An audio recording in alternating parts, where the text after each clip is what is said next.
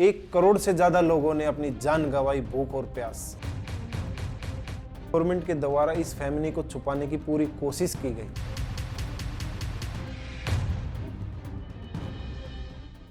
आज हम इतिहास को भावनाओं से नहीं, तथ्यों और सच्चाई से देखेंगे। बंगाल में ये पहली बार नहीं था।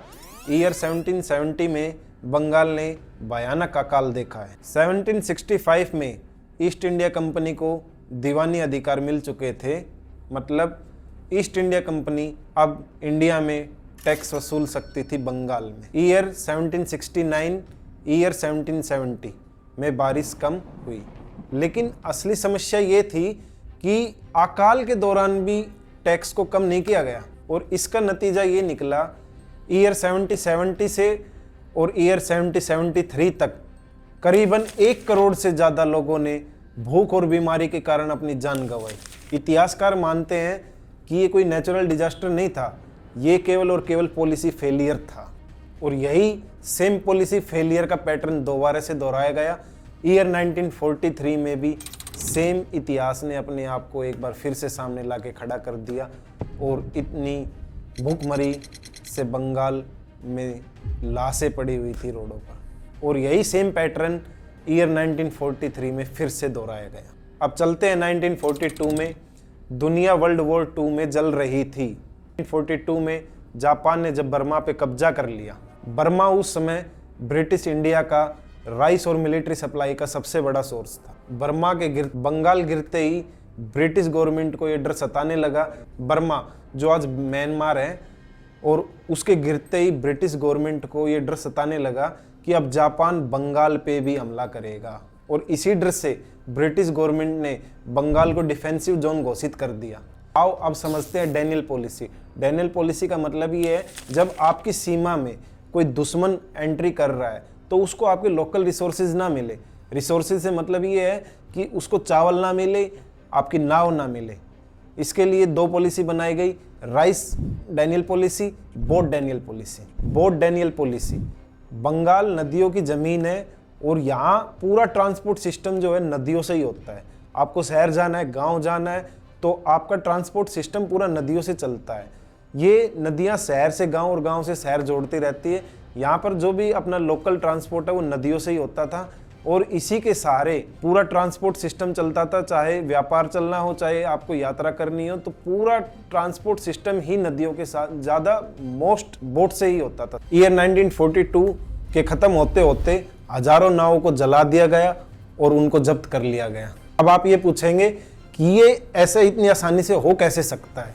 इसके लिए ब्रिटिश गवर्नमेंट ने डिस्ट्रिक्ट कलेक्टर पुलिस उनको लिखित में ऑर्डर दिए कि आप इन नावों को जब्त करें और नष्ट करें। जैसे ही ये बोट डैनियल पॉलिसी को फॉलो किया गया, शहर से गांव के कनेक्शन पूरी तरह खत्म हो गए और पूरा ट्रांसपोर्ट सिस्टम ठप। अब बात करते हैं राइस डैनियल पॉलिसी की। ईयर 1943 में चावल की कमी नहीं थी और ना चावल की पैदावार में कमी थी, लेकिन कोस्टल बंगाल से फोर्सफुली या तो उठाया गया या नष्ट कर दिया गया। लोकल मार्केटें खाली हो गई और कीमतें 5 से 8 गुना बढ़ गई। अब सबसे बड़ा सवाल ये है कि अगर ईयर 1943 में बंगाल में खाना कम था तो ब्रिटिश गवर्नमेंट ने इसका बंदोबस्त क्यों नहीं किया, क्यों नहीं बाहर से खाना मंगवाया? तो इसका जवाब था शिपिंग। ईयर 1943 में ऑस्ट्रेलिया और कनाडा के पास सरप्लस गेन मौजूद था, लेकिन वहाँ से अनाज लाने के लिए पूरे जहाज़ का कंट्रोल ब्रिटिश वॉर कैबिनेट के पास था। वॉर कैबिनेट ने फैसला लिया कि जहाज़ को केवल युद्ध के लिए ही रिजर्व रखेंगे हम। उन्होंने बंगाल को प्रायोरिटी नहीं दी, मतलब खाना था, जहाज था, लेकिन बंगाल के लिए प्रायोरिटी नहीं थी। तो मैं आप सभी को बता दूं उस कैबिनेट के अंदर कौन कौन लोग मौजूद थे। ईयर 1943 में ब्रिटेन के प्रधानमंत्री थे विंस्टन चर्चिल और इंडिया के वॉइसरॉय थे लॉर्ड लिनलिथगो। बंगाल के गवर्नर थे सर थॉमस रदरफोर्ड और ब्रिटेन के डिफेंस सिस्टम से, मतलब कुल मिला के इसमें 7 से 8 लोग थे।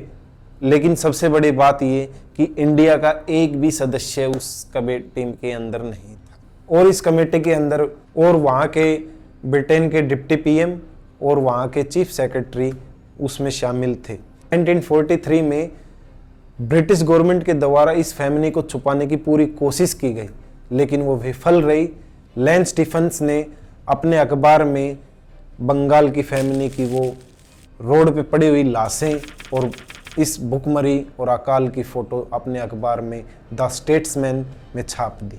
लेन स्टीफन्स ने जब द स्टेट्समैन अपने न्यूज़पेपर में ये फ़ोटोज़ को पब्लिश किया, तब उस न्यूज़पेपर से पूरी दुनिया ने बंगाल को देखा।